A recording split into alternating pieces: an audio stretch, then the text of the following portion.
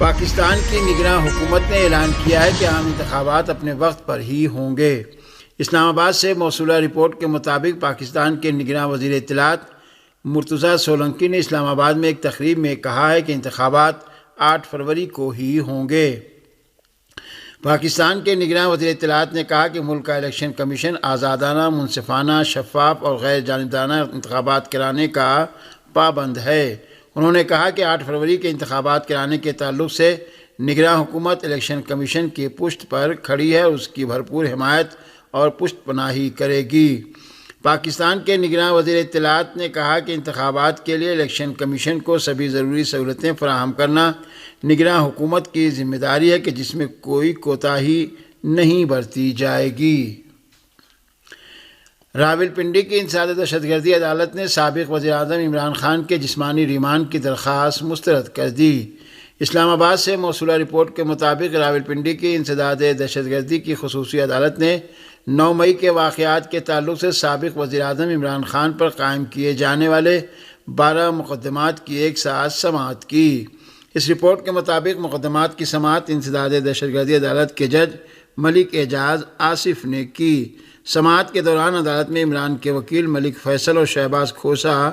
پیش ہوئے۔ یاد رہے کہ پاکستان تحریک انصاف پارٹی کے بانی اور سابق وزیر اعظم عمران خان مختلف مقدمات کے تحت کئی مہینے سے جیل میں بند ہیں۔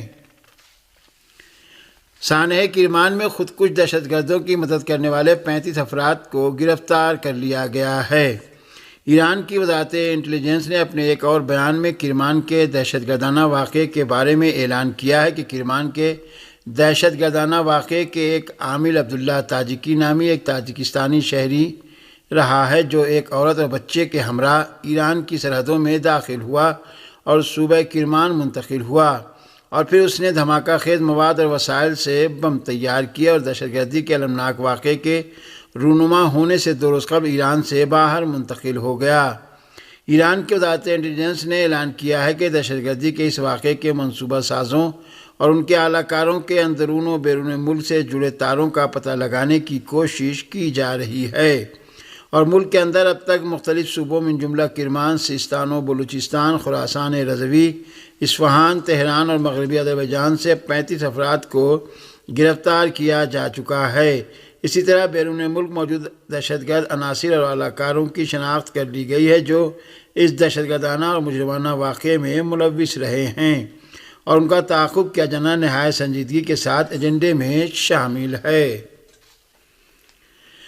روس کے دفتر خارجہ کی ترجمان ماریا زاخارووا نے ریاض میں یوکرین اور اس کے مغربی حامی ملکوں کے نمائندوں کے خفیہ اجلاس کو ایک تشہیراتی حربہ قرار دیتے ہوئے اس اجلاس کے انعقاد کی مذمت کی ہے۔ ماریا زاخارووا نے کہا کہ یوکرین کے صدر زیلنسکی اور ان کے مغربی حامی یوکرینی محاذوں کی موجودہ اب تک صورتحال اور جنگی حقائق سے عالمی برادری کی توجہ ہٹانے کے لیے رائے عامہ کی توجہ ایک ایسے سمجھوتے کی طرف مبذول کرانے کی کوشش کر رہے ہیں کہ جس کی ابھی کوئی حقیقت سامنے نہیں آئی ہے۔ انہوں نے کہا کہ بحران یوکرین کے رائے حل کی تلاش ایک دشوار کام ہے جس کا دار و مدار سیاسی اور سفارتی عمل اور مذاکرات پر ہے، مگر زیلنسکی نے خود ہی مذاکرات کے دروازے بند کر رکھے ہیں۔ ریاض میں یہ خفیہ اجلاس ایسی حالت میں تشکیل پایا ہے کہ بعض شریک ممالک من جملہ ہندوستان اور سعودی عرب نے جنگ یوکرین کے دوران روس کے ساتھ اپنے تعلقات کا تحفظ کرنے کی کوشش کی ہے، جبکہ روس کو اس اجلاس میں شرکت کی دعوت نہیں دی گئی، اور چین، برازیل اور متحدہ عرب امارات نے بھی اس اجلاس میں شرکت کی دعوت کو مسترد کر دیا تھا۔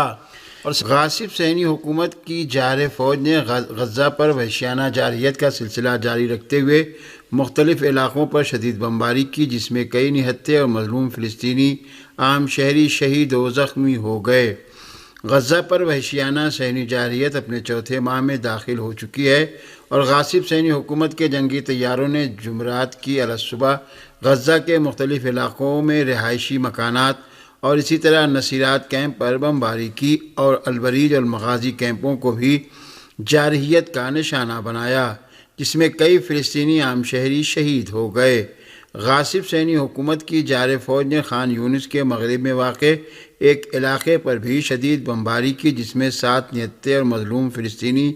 عام شہری شہید اور 25 دیگر زخمی ہو گئے۔ مقامی ذرائع کے مطابق غاصب صہیونی حکومت نے غرب اردن کے بعض علاقوں کو بھی جارحیت کا نشانہ بنایا۔ دوسری جانب فلسطینی ذرائع نے اعلان کیا ہے کہ صہیونی فوجی غرب اردن کے مختلف علاقوں میں طبی خدمات میں مزاحمت پیدا کر رہے ہیں۔ یہ ایسی حالت میں ہے کہ غزہ میں اسپتالوں اور طبی مراکز کو طبی وسائل اور دواؤں نیز ایندھن کی شدید قلت کا سامنا ہے، اور صہیونی فوجی اسپتال کے عملے کے افراد کو بھی جارحیت کا نشانہ بنا رہے ہیں۔ دوسری جانب عالمی ریڈ کراس نے اعلان کیا ہے کہ دیر البلح میں اس کے کارکنوں پر حملہ ہرگز ناقابل قبول ہے، اور عالمی ریڈ کراس کمیٹی اس طرح کے حملوں کی شدید مذمت کرتی ہے۔ فلسطینی ذرائع نے صہیونی علاقے صدی رود پر صلاح الدین بٹالین کے میزائل حملے اور خان یونس کے مشرق میں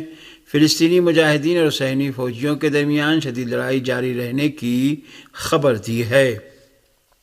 غزہ کے مختلف علاقوں میں بھی فلسطینی مجاہدین صہیونی جارحیت کا ڈٹ کر مقابلہ کر رہے ہیں اور گھمسان کی جنگ ہو رہی ہے، جبکہ صہیونی جارحیت کے جواب میں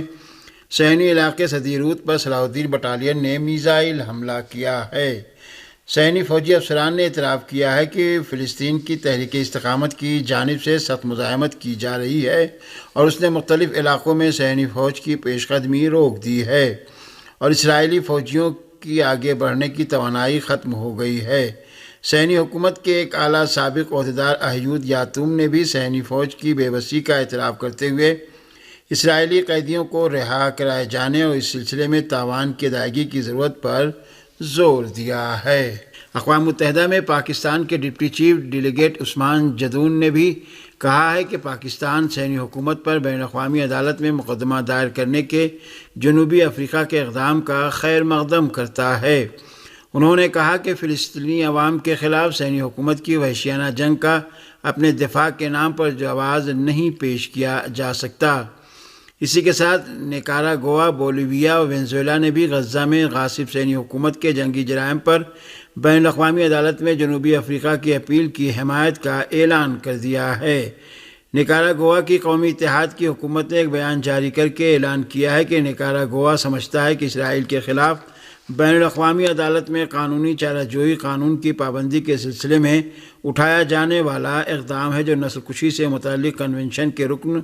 ہر ملک کا فریضہ ہے۔ وینزویلا کی وزارت خارجہ نے ایک بیان جاری کر کے اسرائیلی حکومت کے انسانیت سوز جرائم کی طرف اشارہ کرتے ہوئے صہیونی حکومت کے جنگی جرائم پر اس کے خلاف بین الاقوامی عدالت میں مقدمہ دائر کرنے کے جنوبی افریقہ کے اقدام کو مثبت، تاریخی اور نسل کشی سے متعلق کنونشن کے مطابق قرار دیا ہے۔ بولیویا کی حکومت نے بھی اعلان کیا ہے کہ وہ امن و انصاف اور نسل کشی سے متعلق کنونشن کی پابند ہے، اور جنوبی افریقہ کے اقدام کو فلسطینی عوام کے دفاع میں تاریخی اقدام سمجھتی ہے اور بین الاقوامی برادری سے اس کی حمایت کا مطالبہ کرتی ہے۔ دوسری جانب جنوبی افریقہ کے وکیلوں کی ٹیم نے بتایا ہے کہ بین الاقوامی عدالت انصاف میں صہیونی حکومت کی جانب سے غزہ میں نسل کشی کے سلسلے میں جو مقدمہ دائر کیا گیا ہے، اس میں مضبوط دلائل عدالت میں پیش کیے گئے ہیں۔ جنوبی افریقہ کے وکیلوں کی ٹیم کا کہنا ہے کہ چونکہ صہیونی حکومت عالمی عدالت انصاف کی رکن ہے، اس لیے وہ اس عدالت میں حاضر ہونے یا اس کے احکامات ماننے سے انکار نہیں کر سکتی۔ صہیونی روزنامے یدیعوت احرونوت کے سیاسی مبصر نے لکھا ہے کہ غزہ کی جنگ میں تل ابیب کے حکمرانوں کی برنیا نے اپنے تجزیے میں جو اخبار یدیعوت احرونوت میں شائع ہوا ہے لکھا ہے کہ 7 اکتوبر 2023 کو آپریشن طوفان الاقصی کے بعد اسرائیلی حکام ایک گہرے کنویں میں گر گئے ہیں۔ اس صہیونی مبصر نے لکھا ہے کہ حماس کو شکست دینے اور ختم کر دینے کا تل ابیب حکام کا دعویٰ حقیقت سے کوسوں دور ہے۔ اس اسرائیلی مبصر نے اپنے تبصرے میں لکھا ہے کہ بنیامین نیتن یاہو نے ہمیں ایسی جنگ میں ڈھکیل دیا ہے جس کا اختتام معلوم نہیں ہے۔ ایک اور صہیونی صحافی الموگ بوگر نے بھی اس بارے میں لکھا ہے کہ غزہ کی جنگ در حقیقت ختم ہو چکی ہے اور اسرائیلی حکومت خصوصی آپریشن کے مرحلے میں داخل ہو گئی ہے، جس کا نتیجہ افسوسناک شکست ہے۔ مذکورہ اسرائیلی مبصر نے لکھا ہے کہ اس جنگ کا کوئی نتیجہ نہیں ہے، جو غم انگیز اور مایوس کن ہے۔ یمن نے بحیرہ احمر میں صہیونی حکومت کے بحری جہازوں پر حملے کی مذمت پر مبنی سلامتی کونسل کی قرارداد پر رد عمل ظاہر کرتے ہوئے اسے سیاسی چال قرار دیا ہے۔ یمن کے ایک سیاسی رہنما محمد عبدالسلام نے کہا ہے کہ یہ خود امریکہ ہے کہ جو بین الاقوامی قوانین کی پوری دنیا میں خلاف ورزی کر رہا ہے۔ دوسری جانب یمن کی اعلیٰ سیاسی کونسل کے رکن محمد علی الحوثی نے کہا ہے کہ ہم بدستور سلامتی کونسل سے یہ مطالبہ کرتے ہیں کہ وہ غزہ کے 23 لاکھ باشندوں کو فوراً اسرائیل اور امریکہ کے محاصرے سے آزاد کرائے کہ جس نے غزہ کو سب سے بڑی جیل میں تبدیل کر دیا ہے۔ ناانصافی کے خلاف دفاع کی ضرورت پر زور دیتے ہوئے محمد علی الحوثی نے کہا کہ یمنی مسلح افواج جو کچھ کر رہی ہے وہ جائز دفاع کے دائرے میں ہے۔